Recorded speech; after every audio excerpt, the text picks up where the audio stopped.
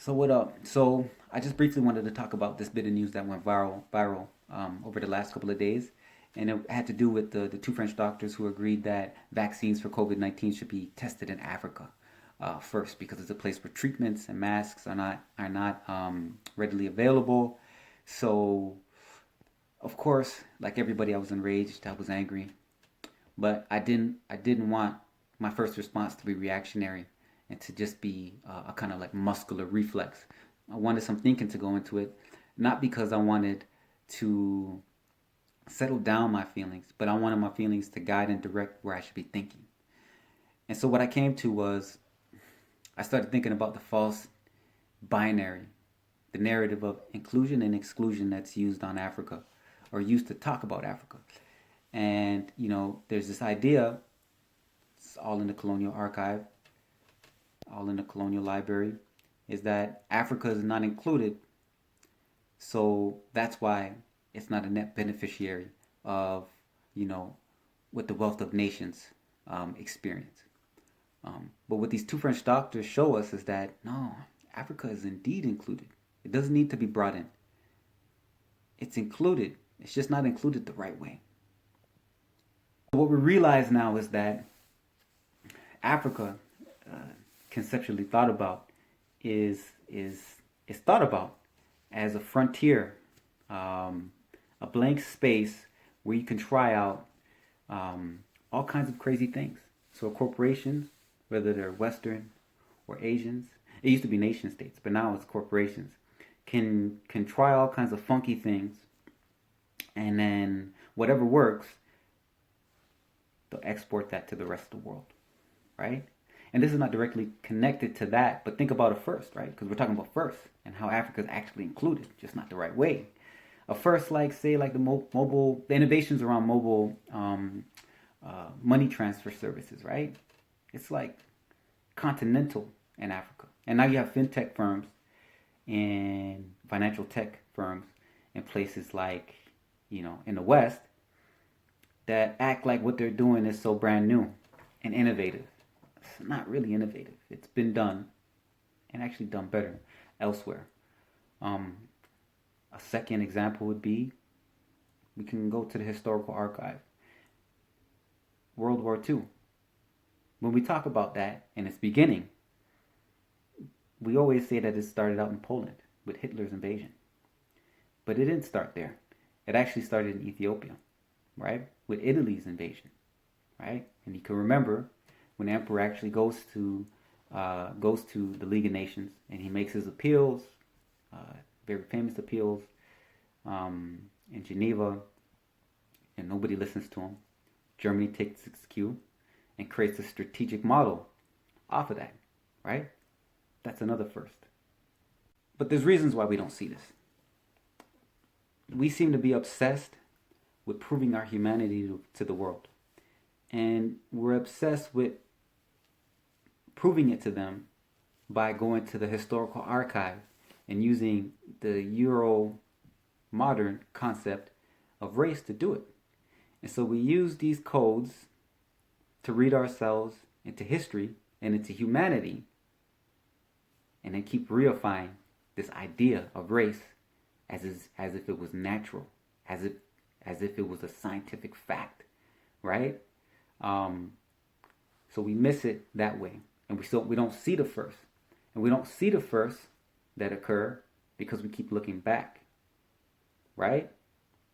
And so when we keep reading history as an analogy for the present, we keep putting ourselves in this state of vertigo, and so we can't see the reality.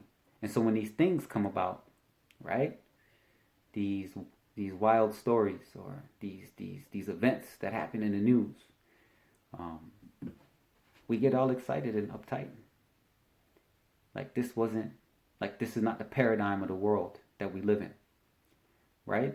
So we just need to get with not with the program, but we need to understand the program and its codes.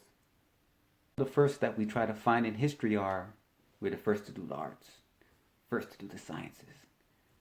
Basically, the first ones to bring civilization to the world, right? And, I'm with it. I'm with it.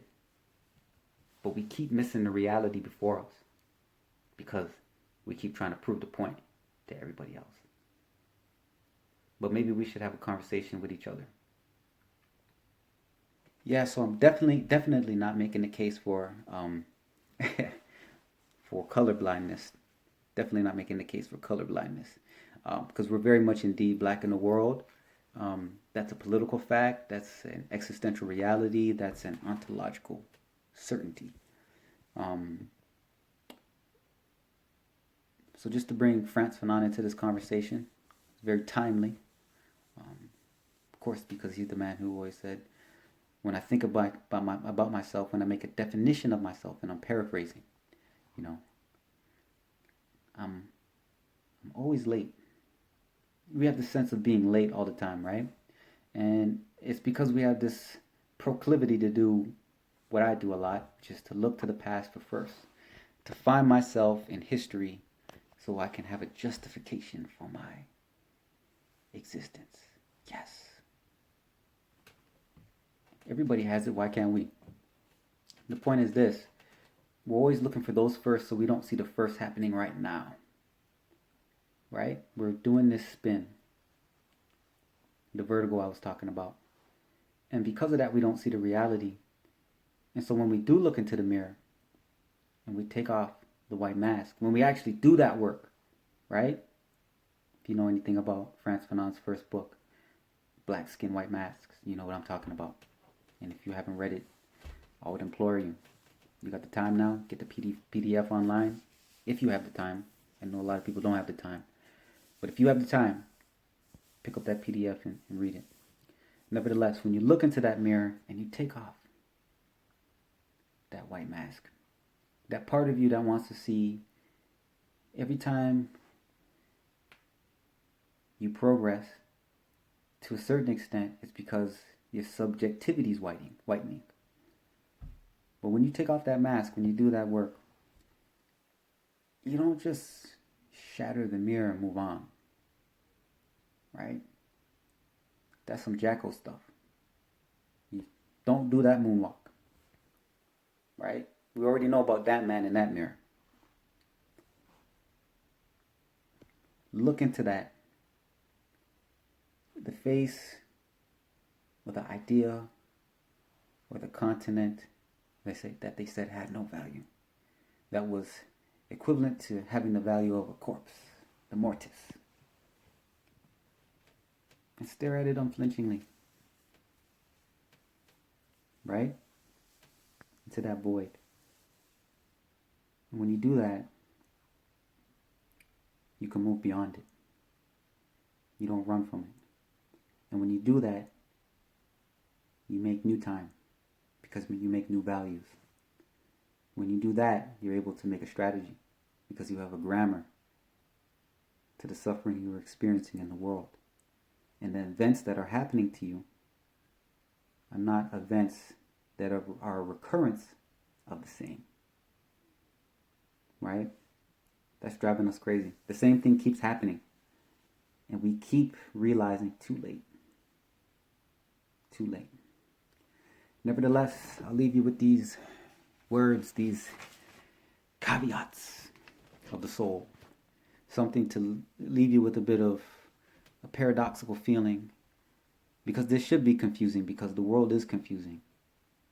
But you can make sense when you're grounded and you're standing still. So, this quote comes from Lewis Gordon's classic Bad Faith and Anti-Black Racism. It's from its beginning, its intro. So he says, first, and this is connected to how we were reading history and the racial order that gets re-inscribed every time we look for a black mystic presence or essence in the past to see ourselves in the future into an Afro-future. Nevertheless, so it says, first, can the struggle against racism avoid being racist? And second, can the achievement of black liberation avoid the elimination of the black race? So just chew on that, sit on that. And if you have a real response, get back to me. Who knows? I'm lost in the sauce too.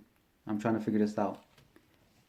Extending my hand out or my voice out for dialogue.